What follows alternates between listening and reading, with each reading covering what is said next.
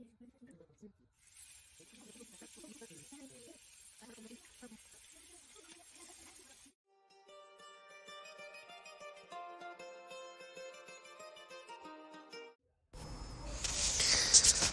আলাইকুম, সবাই কেমন আছেন?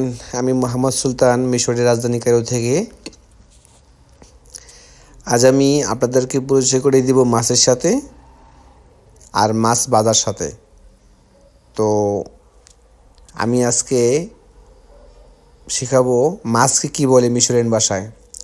মাছকে বলে সামাক। আর পরিষ্কারকে কি বলে? পরিষ্কারকে বলে তানদিফ। এখন মাছ তো অনেকগুলাই আছে, অনেক জাতেরই আছে। তো আমি কি মাছটা আনছি? এটা আমি আনছি, বাংলাদেশে বলে জাটকা, মানে ইলিশ মাছের যে বাচ্চাগুলো আছে জাটকা বলি আমরা বাংলাদেশে, এই মিশরে বলে সার্জিন। মিশরিয়ান ভাষায় জাটকা মাছকে বলে সার্জিন।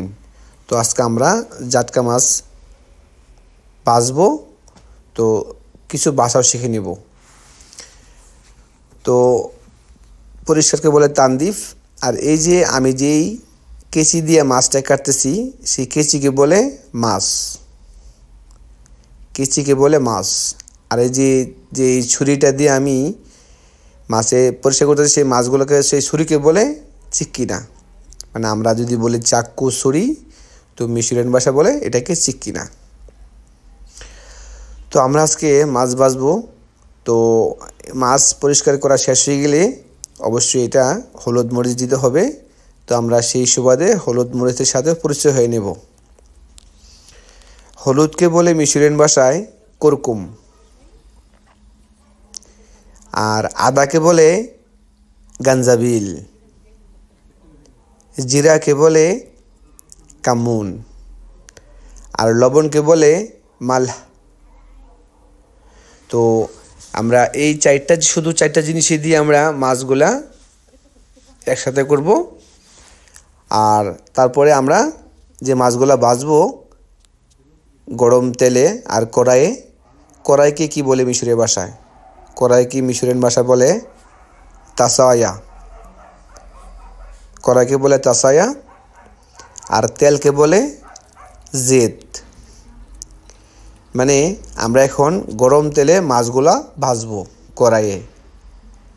তো ভাজা মাছকে বলে সামাক মালি।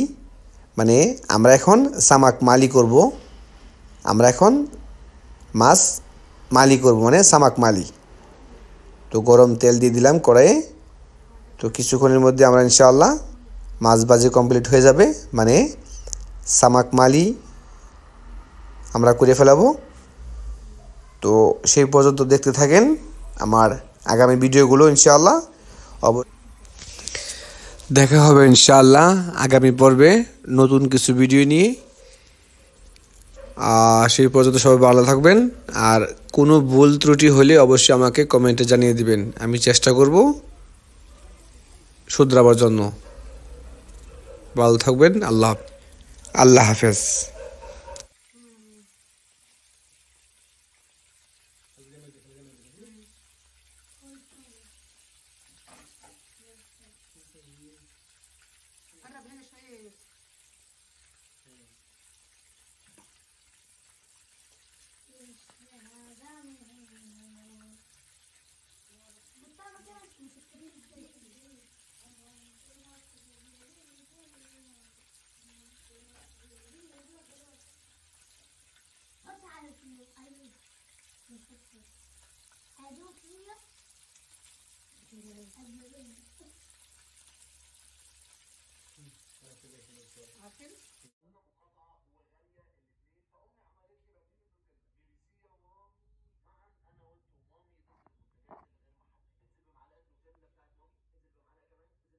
طرد الفلفل دوت معاهم على الطبق، على طبق الرز.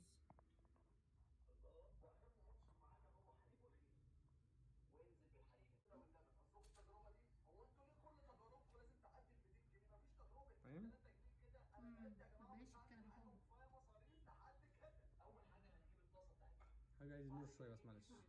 فين الموبايل بتاعي؟